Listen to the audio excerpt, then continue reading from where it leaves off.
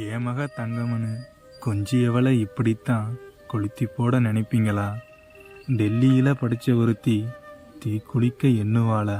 இல்லை சாதி மறுப்பு திருமணன்னு அவளை சாகடிக்க நினைச்சிங்களா? பெத்த மக உங்ககிட்ட சம்மதமும் கேட்டிருக்கா, மறுத்து நீங்க பேசியதால மன உடைஞ்சே போயிருக்கா. காதலித்த அவங்கூட திருமணமும் முடிச்சிருக்கா. நல்லபடியாக வாழ்ந்தவளை விட்டுவிட நினைக்கலையா? அடுத்த ஊராம் பேசுவான்னு இப்படி அறுத்து போட நினைச்சிங்களா?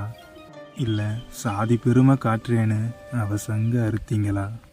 அம்மா அழைச்சான்னு ஓடோடி வந்தவளை இப்படி ஒரே அடியாக அறுத்துட்டியே.